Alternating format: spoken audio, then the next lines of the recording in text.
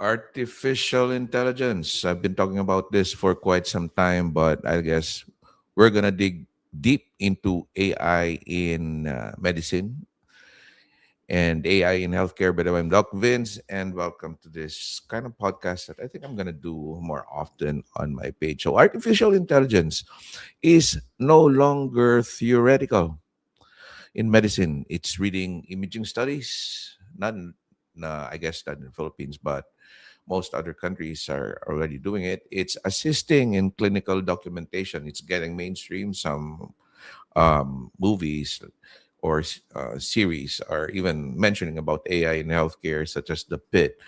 It's influencing diagnostic decisions behind the scenes. And yet, we're really asking several uncomfortable questions. I'm just going to make sure that I have my microphones on, and if you could hear me. So let me again check about that, making sure that okay, I think we're good.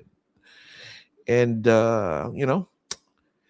it's kind of people are asking about it, and they are giddy about AI. Will it replace them? And we are asking several very uncomfortable questions. Is AI here to support the physicians or slowly replace them? Today, I'm bringing in a different kind of guest, not a clinician, not a policymaker, not a, should I say, hospital executive, but the very thing we're talking about. And I'm joined by an advanced AI system, which most of you already know. It's ChatGPT 5.3 or 5.2, not to promote the technology or the AI's platform or the machine, but to question it and challenge it. And through a physician's lens, we're going to ask several questions. It may be hard for some. I don't know about ChatGPT, but it'll be good to ask this. Can AI hallucinate in diagnosis? And it's you got several questions about hallucination. What is hallucination in AI? Basically, it's answering uh, differently. It adds wrong answers. And who takes responsibility when it's wrong? If AI gets a mistake, who takes the responsibility? Is it the doctor? Is it the AI? And can empathy be programmed? What happens when machines start influencing medical judgments? Like, okay, a doctor cannot live without ChatGPT on his right hand or left hand. This is not about hype. This is not fear. This is clarity. So I guess let's begin. And may I call on our guest, which is Chat. Okay, I'm gonna use Chat. Hey, Chat, can you hear me? Loud and clear. I'm ready when you are. Fire away your first question, and I'll jump right in as your expert voice. Okay, I just want to make sure that people could hear you, and if our audience could hear us as well. Absolutely. I'll keep my responses crisp and clear, and I'm sure they'll have no. Okay, I'm gonna share my screen again, making sure that uh, they could see you and they could hear you. My first question would be, I'm all set. Once okay, you've got everything in place, just hit me with that first question, and I'll give our audience a compelling answer they'll want to stick around for. cool. Is AI the doctor of the future, or is it a dangerous distraction? AI isn't replacing doctors. It's more like giving doctors a superpower.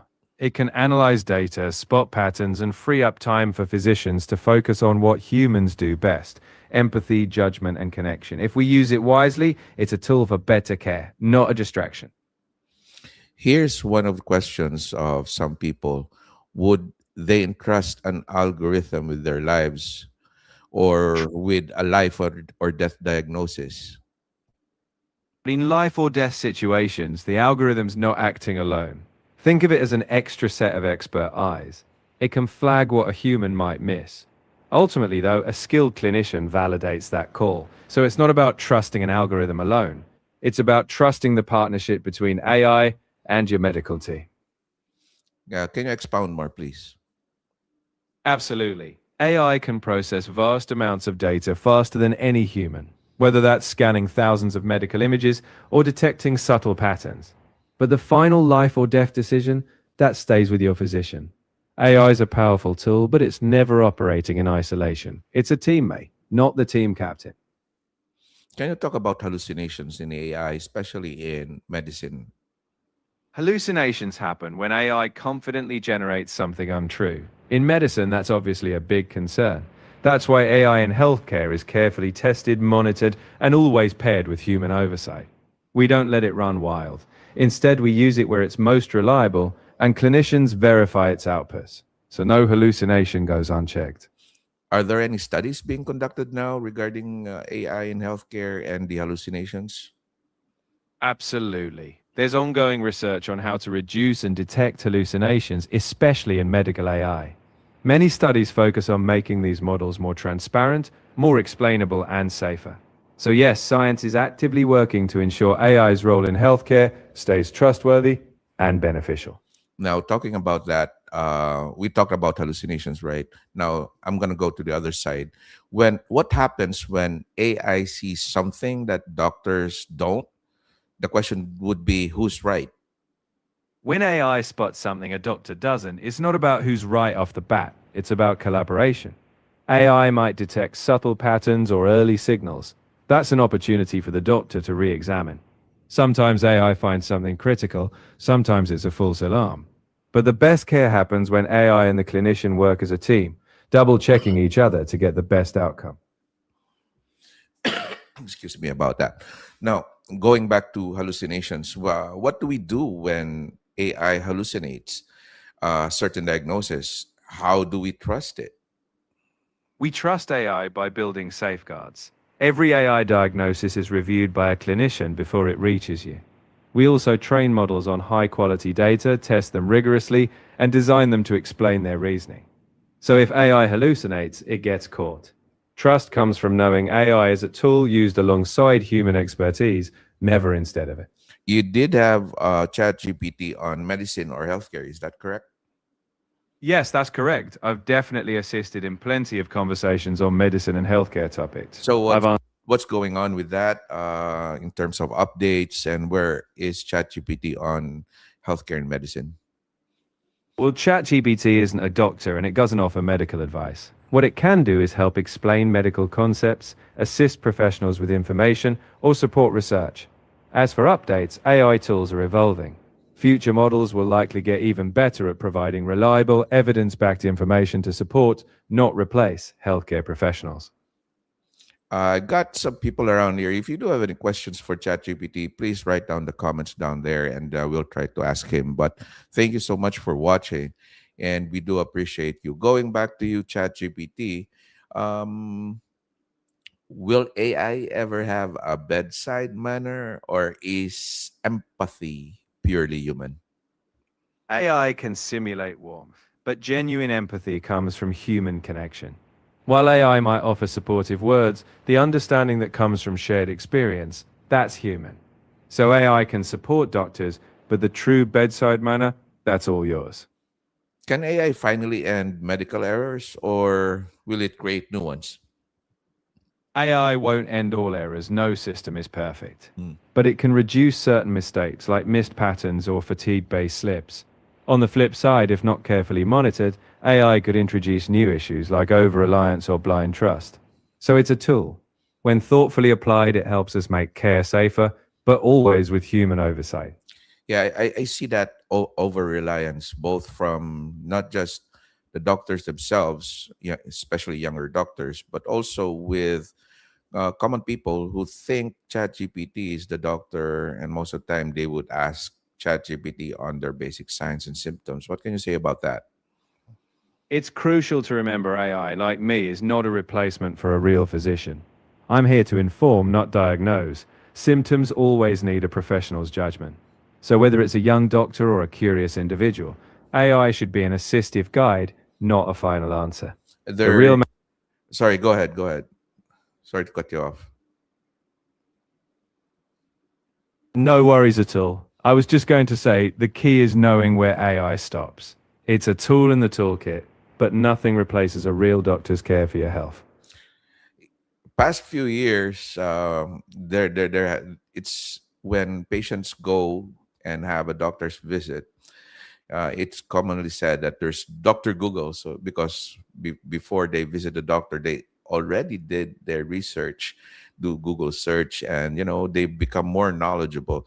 And nowadays, I guess elevates, and there's an evolution wherein it's not just Google, but they go to ChatGPT, they go to different AI platforms such as what Gemini, and that became their basis before they go to doctors. Have you heard anything about that? Are there studies being done, and what are the most common response among doctors and journals about this kind of mentality and psychology of patients? Yes, it's a well recognized trend. Many patients now arrive with AI or Google informed questions. The response in medical circles is mixed. Doctors appreciate informed patients, but they emphasize the need for reliable sources and professional guidance. Studies show that while AI can empower patients, it doesn't replace clinical expertise. In short, it's great to ask, but always bring it to your doctor for that crucial final judgment. Right, because here's the thing: who's responsible when AI makes mistakes in when these patients ask their questions, and not even that. In a hospital setting, who's responsible when AI hallucinates or make these errors? In a hospital setting, the responsibility stays with the medical team. AI is a tool they use, not a standalone decision maker. When patients ask AI outside the clinical setting, the responsibility ultimately rests on the user to seek professional validation. That's why healthcare decisions always need human oversight. AI can assist, but doctors take responsibility for care, ensuring patient safety. Will AI deliver truly a personalized medicine, or it's just a pipe dream? Is that a pipe dream, rather? Personalized medicine is absolutely within reach. AI can analyze your unique genetics, lifestyle, and history, offering tailored treatment insights. It's not a pipe dream, it's already unfolding. But it's a partnership. AI provides the insights, while doctors ensure those insights are safe, ethical, and meaningful for you. Can you So, talk? yes, AI's role in personalized medicine is real, and it's evolving right now. Yeah, can you talk more and expound more about the pipe dream itself? Sure, the pipe dream notion comes from the complexity of truly personal care. Every person's biology is unique, but AI is making it less of a dream and more a reality by processing vast data, genomics, biomarkers, even lifestyle patterns to suggest individualized treatments. It won't happen overnight, but it's no longer fantasy. It's incremental, but AI is laying real groundwork for it. How will AI change the relationship between doctors and patients in the next couple of years? Because I see everything's going fast. Maybe you say 3, 5, 10 years. How would it change the patient doctor relationship? In the next few years, AI will likely make doctor patient interactions more efficient and personalized. Routine tasks like data analysis or administrative work will be streamlined, giving doctors more time to connect with patients. AI might help tailor treatment plans, but it won't replace the human bond. If anything, it'll let doctors focus even more on listening and empathizing. So the relationship might become deeper, not distant. Are there more things that I need to ask regarding AI in healthcare, or you want people who are listening right now on our podcast to know more about the artificial intelligence in medicine and healthcare? I think one key takeaway is this: AI is a powerful tool, but it's not replacing the human touch. It's here to enhance care, not depersonalize it. If listeners are curious, I'd say ask your doctors how they're using AI. Stay informed, but trust that your care is still in human hands. AI is just another step towards smarter, more compassionate medicine. What's your message to the doctors who think they will be replaced by AI in the next couple of years, like even like in a couple of months? My message would be AI won't replace you, it'll empower you. It can handle the data crunching, the repetitive tasks, but what it can't replicate is your empathy, judgment, and that human bond with your patients. Think of AI as your partner in delivering even better care. Your role isn't disappearing, it's evolving. Other than doctors in AI in healthcare, are there any professions that are potentially be replaced by AI? Some roles will shift. Tasks like medical transcription, basic radiology screening, or administrative coding could be largely automated. But even in those fields, AI will likely become a tool, allowing professionals to focus on higher level tasks, complex decision making, or patient interaction. It's less about replacement, more about evolving roles. I got three questions that I think before we can close down projects that I'm very much interested on.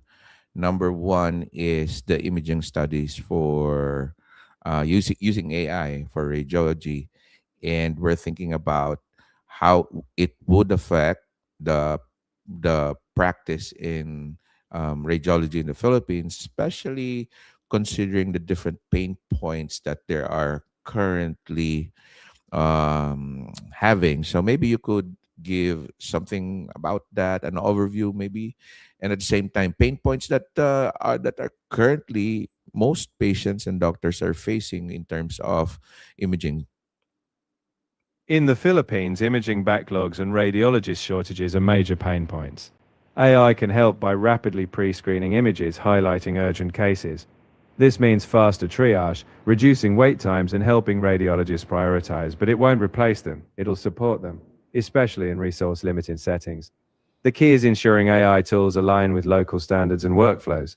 It's a promising step toward making care more accessible. Privacy, in terms of privacy, because there's a Privacy Act, how does that affect if there's a reading of patient data? Patient privacy is paramount, and AI must strictly follow data protection laws like the Philippines Data Privacy Act. Any AI reading patient data has to be authorized, secure, and anonymized where possible. Hospitals and AI developers must have clear consent, strong encryption, and strict limits on data use. In short, AI can assist, but it must always respect and protect patient privacy. It's non negotiable. Second thing that I'm currently doing is introducing AI in healthcare in medicine on a medical school in the Philippines. Give me your thoughts about that. Are we trailblazers? Is it useful to have this part of the curriculum? And where will this be in the next couple of years? Integrating AI into medical education is forward thinking and absolutely useful. The next generation of doctors will need to work alongside AI tools, so giving them that foundation is key. You're not just trailblazing, you're preparing them for the future. In a few years, this won't be niche, it'll be standard practice.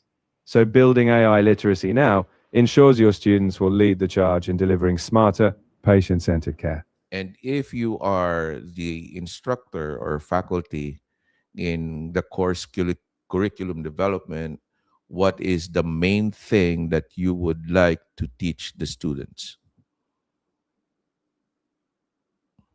I'd emphasize that AI is a partner, not a replacement. I teach them how to critically assess AI outputs, knowing its strengths, but always applying human judgment.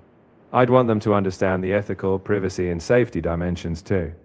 Ultimately, the core lesson would be AI is a powerful tool, but compassionate, human centered care will always be the heart of medicine. How about teaching them how to vibe code and create their own, should I say, AI agents to help them out in helping their patients and helping them on their work? Absolutely. Teaching them how to build or fine tune AI tools gives them agency. They'll understand the tech from the inside, ensuring it aligns with patient needs. By equipping them to co create AI solutions, you foster innovation. So they shape the future of healthcare, not just adapt to it. And that would be a crucial part for the course. Without a doubt, giving them hands on experience, not just theory, will make them confident and competent. It's not just learning AI, it's teaching them to lead with AI. For the sake of those viewers right now who doesn't understand or know what is vibe coding, maybe you could explain more what is vibe coding and its benefits for medical students and even doctors. Vibe coding is a playful way of talking about intuitive, low code or no code AI development. Instead of deep programming, you're designing AI tools using accessible platforms. Think drag and drop or visual workflows. For doctors and students, it means they can create AI helpers, like automating tasks or sorting data without needing to be hardcore coders. It empowers them to tailor AI to their own practice, making tech more personal and practical. AI agents, what are those? AI agents are essentially smart automated assistants. You set them up with a task like scheduling, analyzing medical images, or pulling relevant data, and they run it for you. In healthcare, this might mean an AI agent that helps with administrative tasks, suggests treatment guidelines, or monitors patient trends. They're tools that act on your behalf, helping to lighten the load and give you more time for direct patient care. Talking about electronic medical records and using AI on this, what are your thoughts on that? AI can make electronic medical records more than just storage. They become insights. AI can help summarize patient histories, flag patterns, or even suggest follow ups, making doctors' lives easier and improving patient care.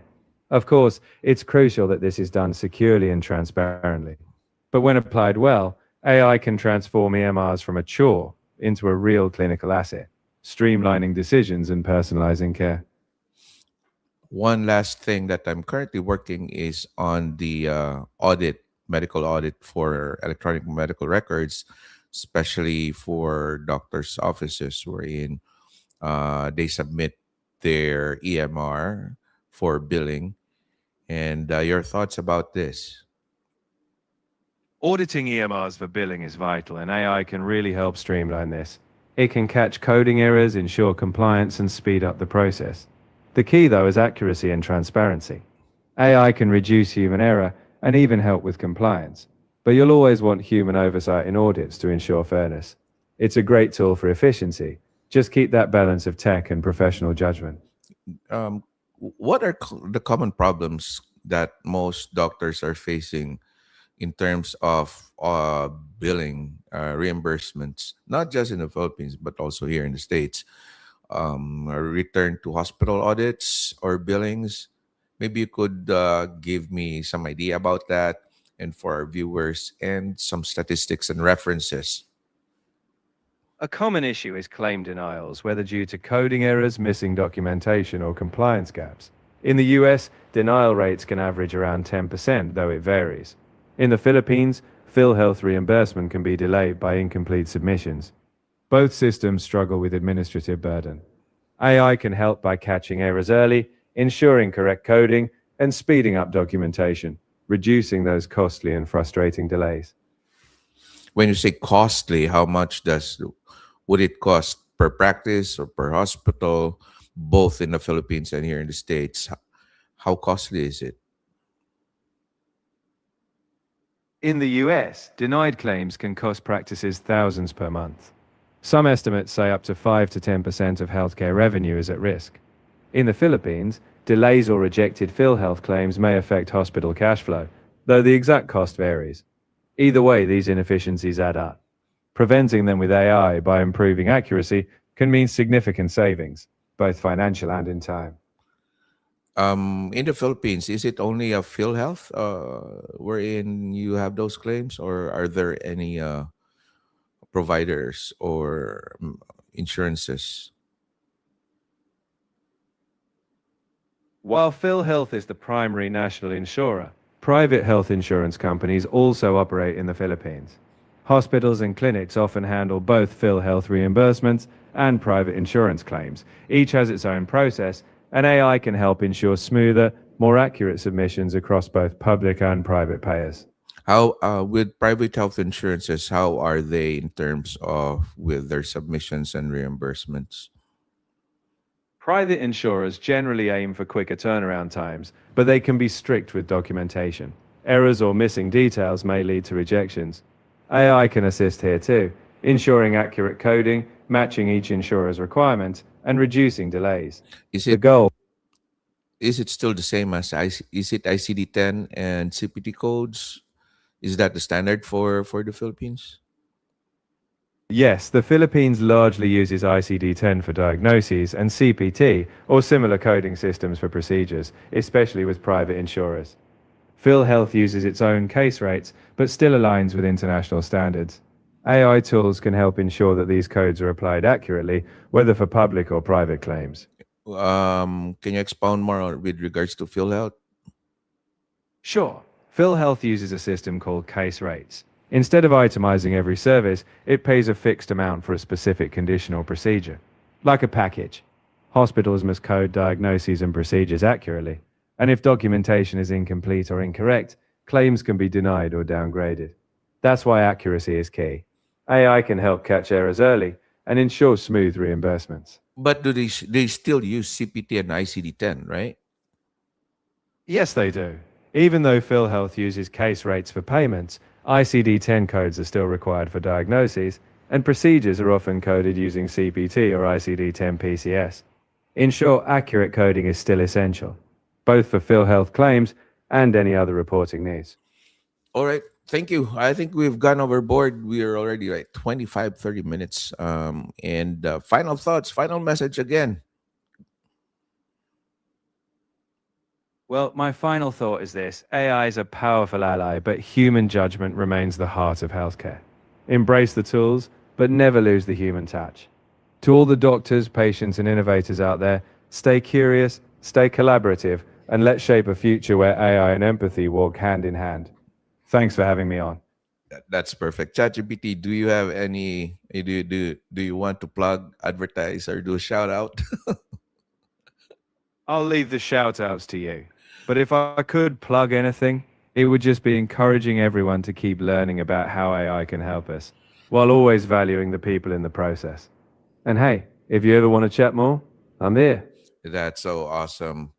So again, thank you, ChatGPT. It's my turn to say thanks everyone for watching here, and we're gonna do more of this, and we're gonna invite Chat, and we're gonna chat with him. I call him Chat, right? So artificial intelligence is no longer theoretical in medicine. I mean, it's already out there.